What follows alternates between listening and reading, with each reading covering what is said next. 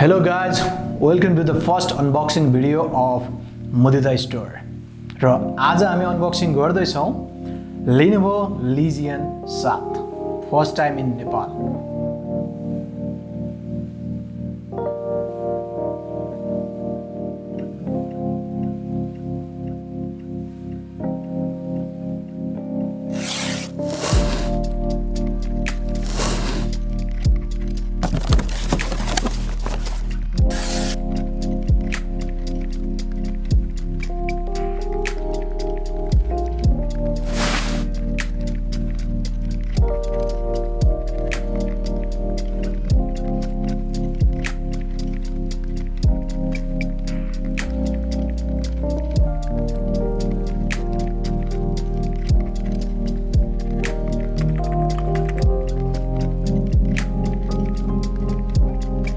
Okay, unboxing को पार्टमा चाहिँ हाम्रो सफल सरले चाहिँ तपाईको खोलिसक्नु भएको छ.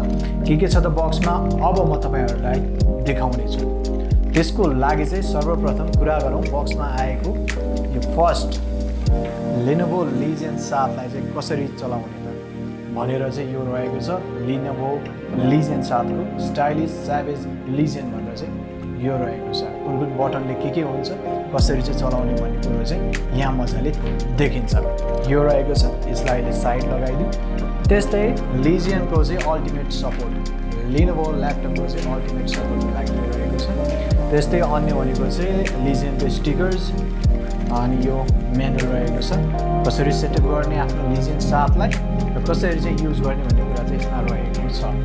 अन्य कुरा खासै बक्समा त्यस्तो केही पनि इम्पोर्टेन्ट छैन. त्यसकारणले बक्सलाई चाहिँ म एकैछिन साइड लगाइदिन्छु. अब अर्को बक्स छ हामीसँग. यो चाहिँ Lenovo को पावर केबल चार्जरको चाहिँ एकदमै हेभी चार्जर चाहिँ रहेको छ. यसलाई खोलेर हेरौँ कस्तो छ भित्र. ओके, यो पावर कट पावर केबल चाहिँ रहेको छ Lenovo Legion 7 लाई चाहिँ पावर अप गर्नको लागि. त्यस्तै यसमा आउँछ अर्को चार्जर, ब्रिक साइज चार्जर चाहिँ रहेको छ. 300 वाटको चाहिँ एकदमै heavy charger. Because a heavy machine needs a heavy charger. यसलाई पनि अब आवश्यकता छैन. यसलाई पनि म साइड लगाइदिन्छु. यो चार्जरलाई छेउमा राखौँ एकैछिन. अब कुराकानी गरौँ एकदमै फाइनली बिल्ड Lenovo Legion 7 को.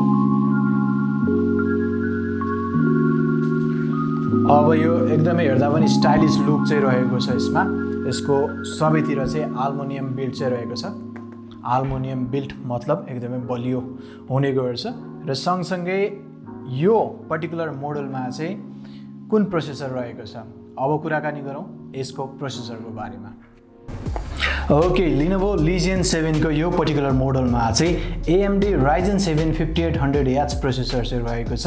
जसमा चाहिँ 8 कोर्स 16 थ्रेड्स छ भने यो चाहिँ म्याक्सिमम 4.40 GHz सम्म चाहिँ जान्छ यसको म्याक्सिमम बुस्ट चाहिँ. त्यस्तै यसमा र्याम रहेको छ 32 GB को र्याम रहेको छ. DDR4 जसको स्पिड भनेको 3200 MHz सम्म चाहिँ यसले म्याक्सिमम स्पिड चाहिँ जान सक्छ. ओके, र Legion 7 मा स्टोरेजको कुराकानी गर्नुपर्दा चाहिँ पर्टिकुलर मोडलमा चाहिँ 2TB M.2 NVMe SSD रहेको छ. सँगसँगै अब GPU को कुराकानी गरौँ, ग्राफिक्सको कुराकानी गर्नुपर्दाखेरि चाहिँ यो पर्टिकुलर मोडलमा चाहिँ NVIDIA RTX 3078 GB ग्राफिक्स चाहिँ रहेको छ. जसले चाहिँ तपाईको गेमिङ एक्सपिरियन्सलाई चाहिँ म्याक्सिमम तपाईको जति पनि एक्सपिरियन्स चाहिँ बटुल्नु पर्ने हो त्यो सम्पूर्ण चाहिँ 3070 ले चाहिँ प्रोभाइड गर्छ. अब कुरा गरौँ डिस्प्लेको. र Lenovo Legion 7 को चाहिँ एउटा रमाइलो पार्ट चाहिँ के छ भन्दाखेरि 16 inch QHD display first time भएको ल्यापटप चाहिँ रहेको छ Lenovo Legion 7. यसमा 16 inch QHD display, 500 nits brightness र सँगसँगै 100% sRGB, 165 Hz रिफ्रेश रेट रहेको छ यो Lenovo Legion 7 मा. ओके, Lenovo Legion 7 मा चाहिँ आउटर बडी स्ट्रक्चरको कुराकानी गर्नुपर्दा चाहिँ दिस इज एल्युमिनियम बिल्ड चाहिँ रहेको छ सबै साइडमा. र सँगसँगै अब यसको साउन्ड क्वालिटी तपाईँको गेमिङ एक्सपिरियन्सलाई चाहिँ एकदमै राम्रो बनाउनको लागि साउन्ड क्वालिटीको कुराकानी गर्नुपर्दा यसमा हार्मनको स्पिकर्स रहेको छ दुई साइडमा र नाइमिक साउन्ड क्वालिटी चाहिँ रहेको छ.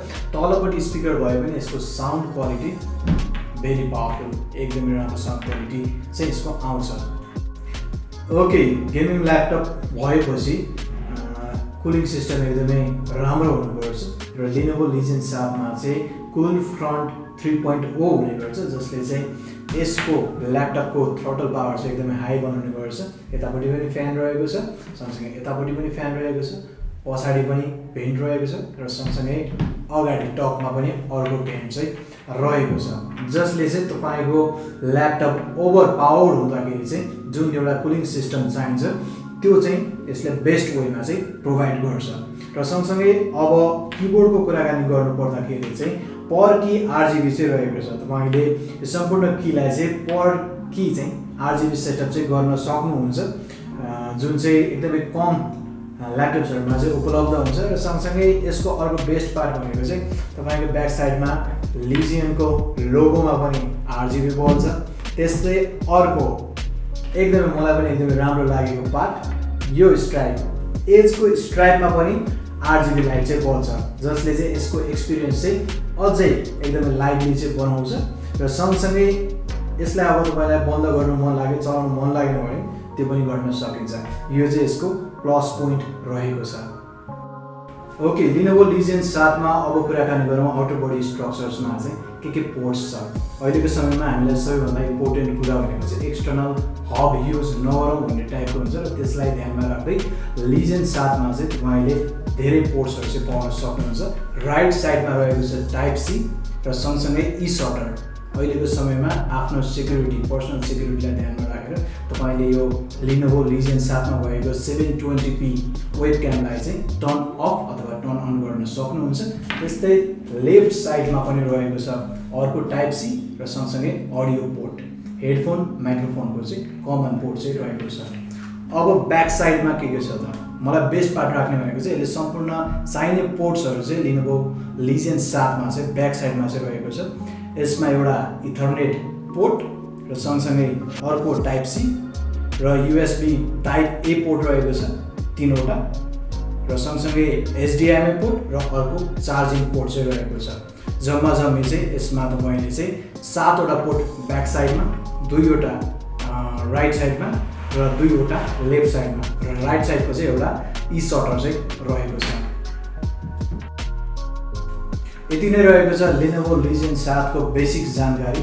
अब तपाईँलाई यसबारेमा थप जानकारी चाहियो भने चाहिँ Mudita store is always with you. तपाईँले हामीलाई हाम्रो सोसल्समा चाहिँ मेसेज गर्न सक्नुहुन्छ, लिङ्क सबै तल राखिएको छ।